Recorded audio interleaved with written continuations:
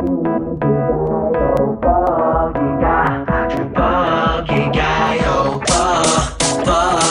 뭔가요? 아주 뭔가요? 돈만 보면 나도 몰래 먹이가요? 아니선가요? 우리가요? 넌 거기가요? This is double double double double combo double double double combo This ain't bubble bubble bubble bubble 넌 너를 질겅질겅 우린 빙글 빙글 길거리를 걸어다니는 저 아가씨들 남자 녀석들도 외쳐대는 나의 이름 그 랩은 대한민국 기호식품 나를 따라하는 젊은이들 송달송하고 달콤 해색안경을 부순 나의 두 자몽 나와 비슷한 원나 비슷한 좁고 좁지만 난 무비다 여자보다 장난감을 So Monday through Friday was really quiet, and the guys that work Monday through Friday also have to find something to do, right? So eventually what was happening was that these guys basically started physically rearranging, as in put in one type of item, move it to a different part of the store, reorganize the store, kind of make it look fresh. And maybe somebody thought this was a good idea because there was somebody constantly working, right? But the problem with this was when I came back Saturday, and I like to volunteer to do the floor clerk a lot just because I'm a nice guy. Everybody didn't want to do it, so I was like, okay, fine, I'll do it. The problem is when you talk to these customers and the odd chance that they really do want to talk to you, usually it's going to be one of two things. That is, either they're going to say, do you have something in stock? And if you do, where is it? So you can say, yeah, we have that in stock. I saw it last week. Where is it this week? Sorry, I don't know. People that are not working full-time are going to have no clue where anything is.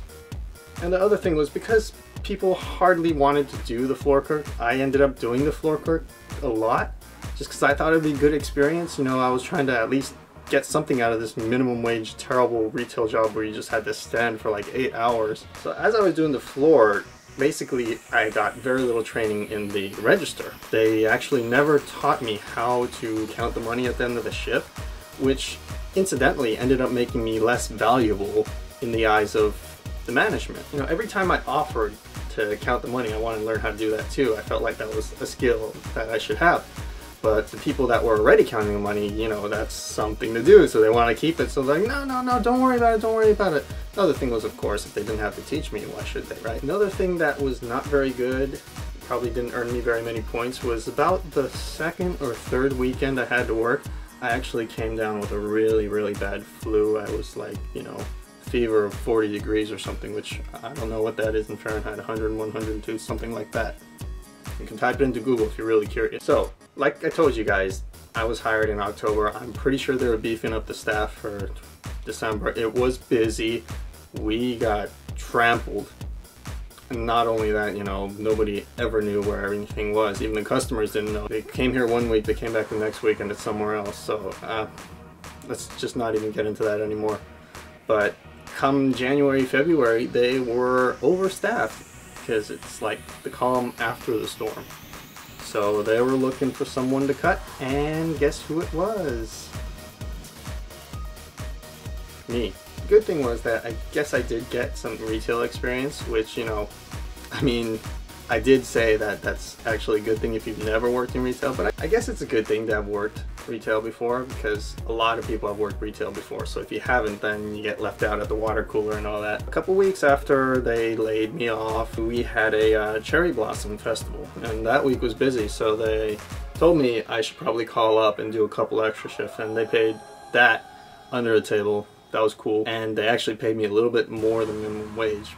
I don't know if that's by accident or convenience or what, but worked out.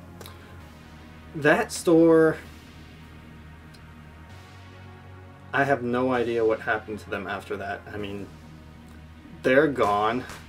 I looked to see if they moved somewhere else. They just seem completely and utterly out of business, which, alright, whatever. It's not my fault. I wasn't there when they went out of business. And a couple months later, I landed another job that paid way, way better. It was, you can sit, it was relaxing. If you had nothing to do, you didn't have to do anything. The manager is so cool. I'm still friends with him to this day. So that was a really good thing that I got laid off, I guess. So it encouraged me to look for a new job. I guess if I've never worked at a bad job, I wouldn't really have a story to tell. I had so much fun, you know, complaining about this job every time I came home. My feet were killing me, and it was just all the same stuff that every retail employee experiences when you have to stand for that long, and just retail is usually not the greatest job. So I just wanted to announce a couple of things because I never really announced them. I mean, I show you guys the little thing at the end for like 3 seconds. It kind of flashes you a few of my sites, but just want to let you guys know that I do have a website. It's www.gxcad.com. I also have a Twitter, gxcad, and recently I got a daily booth, but I'm not wanting to call it daily booth, maybe weekly booth or monthly booth, but I try to put up a couple of photos of myself once in a while there, so if you guys are into that sort of thing, you know, Twitter with pictures basically, then you can check that out as well, dailybooth.com/gxcad.